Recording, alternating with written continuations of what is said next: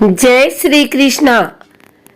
आइए सुनते हैं फागुन मास में प्रतिदिन सुनी जाने वाली भगवान विष्णु के मत्स्य अवतार की यह कथा। मत्स्य अवतार भगवान विष्णु के प्रथम अवतार हैं। मछली के रूप में अवतार लेकर भगवान विष्णु ने एक ऋषि को सब प्रकार के जीव जंतु एकत्रित करने के लिए कहा और पृथ्वी जब जल में डूब रही थी तब मत्स्य अवतार में भगवान ने उस ऋषि की नाव की रक्षा की। इसके पश्चात ब्रह्मा ने पुनः जीवन का निर्माण किया।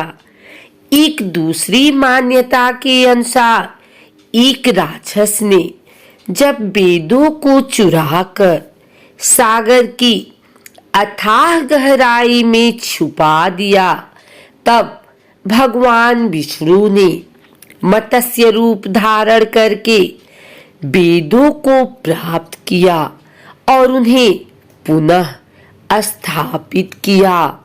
एक बार ब्रह्मा जी की असावधानी के कारण एक बहुत बड़े दैत्य ने वेदों को चुरा लिया। उस दैत्य का नाम हयग्रीव था। वेदों को चुरा लिए जाने के कारण ज्ञान लुप्त हो गया। चारों ओर अज्ञानता का अंधकार फैल गया और पाप तथा अधर्म का बोलबाला हो गया।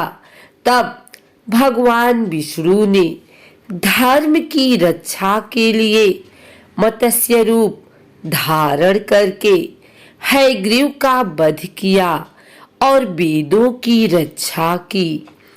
भगवान ने मत्स्य का रूप किस प्रकार धारण किया, इसकी विस्मयकारी कथा इस प्रकार है। कल्पांत के पूर्व एक पुण्यात्मा राजा तप कर रहा था। राजा का नाम सत्यव्रत था। सत्यव्रत पुण्यात्मा तो था ही, बड़े उदार हृदय का भी था। प्रभात का समय था, सूर्योदय हो चुका था।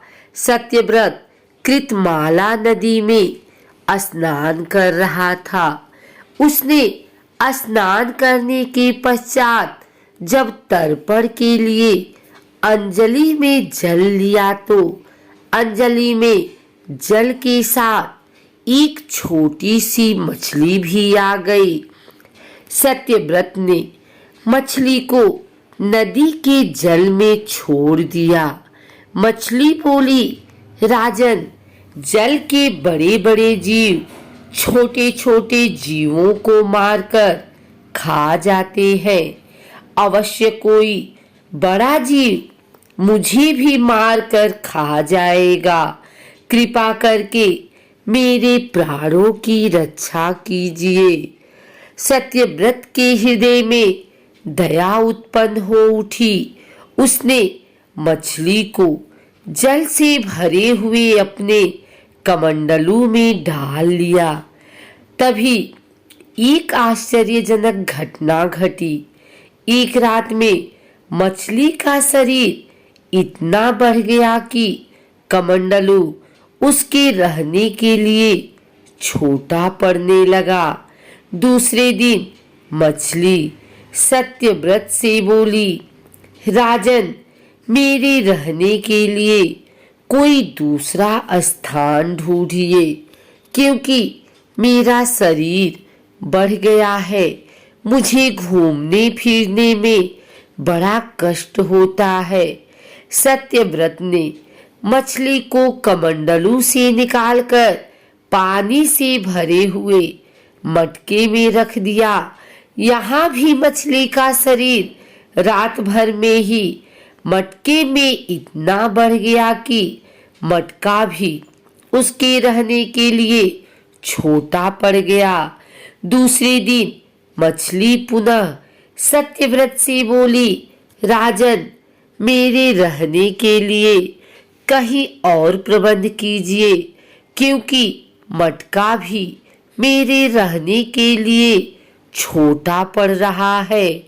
तभी सत्यव्रत ने मछली को निकालकर एक सरोवर में डाल दिया, किंतु सरोवर में मछली के लिए छोटा पड़ गया।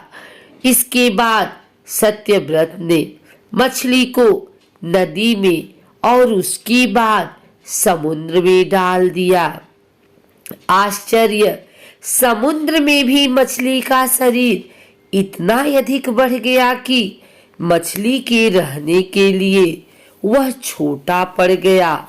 अतः मछली पुनः सत्यव्रत से बोली, राजन, यह समुद्र भी मेरे रहने के लिए उपयुक्त नहीं है। मेरे रहने की व्यवस्था कहीं और कीजिए। अब सत्यव्रत विस्मित हो उठा। उसने आज तक ऐसी मछली कभी नहीं देखी थी। वह विस्मय भरे स्वर में बोला, मेरी बुद्धि को विस्मय के सागर में डुबो देने वाले आप कौन हैं? मत्स्य रूपधारी श्री हरि ने उत्तर दिया, राजन, हयग्रीव नामक दैत्य ने वेदों को चुरा लिया है। जगत में चारों ओर अज्ञान और अधर्म का अंधकार फैला हुआ है। मैंने हयग्रीव को मारने के लिए ही मत्स्य का रूप धारण किया है। आज से 7वें दिन पृथ्वी प्रलय के चक्र में फिर जाएगी। समुद्र उमड़ उठेगा, भयानक वृष्टि होगी, सारी पृथ्वी पानी में डूब जाएगी। जल के अतिरिक्त कहीं कुछ भी दृष्टिगोचर नहीं होगा। आपके पास एक नाव पहुंचेगी। आप सभी अनाजों और औषधियों के बीजों को लेकर सप्तऋषियों के साथ नाव में बैठ जाइएगा। मैं उसी समय आपको पुनः दिखाई पड़ूंगा और आपको आत्म तत्व का ज्ञान प्रदान करूंगा। सत्यव्रत उसी दिन से हरि का स्मरण करते हुए प्रलय की प्रतीक्षा करने लगे। 7वें दिन प्रलय का दृश्य उपस्थित हो उठा। समुद्र भी उमड़कर अपनी सीमाओं से बाहर बहने लगा। भयानक वृष्टि होने लगी। थोड़ी ही देर में सारी पृथ्वी पर जल ही जल हो गया। संपूर्ण पृथ्वी जल में समा गई।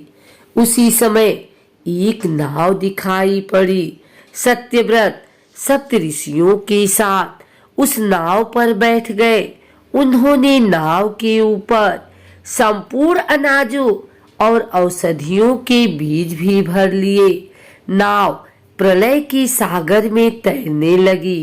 प्रलय के उस सागर में उस नाव के अतिरिक्त कहीं भी कुछ भी नहीं दिखाई दे रहा था। सहसा मत्स्य रूपी भगवान प्रलय के सागर में दिखाई पड़े। सत्यव्रत और सप्तऋषिगण मत्स्य रूपी भगवान की प्रार्थना करने लगे। भगवान से आत्मज्ञान पाकर सत्यव्रत का जीवन धन्य हो उठा। वे जीते जी ही जीवन मुक्त हो गए। प्रलय का प्रकोप शांत होने पर मत्स्य रूपी भगवान ने हयग्रीव को मारकर उससे वेद छीन लिए। भगवान ने ब्रह्मा जी को पुनः वेद दे दिए। इस प्रकार भगवान ने मत्स्य रूप धारण करके वेदों का उद्धार तो किया ही, साथ ही संसार के प्राणियों का भी अमित कल्याण किया।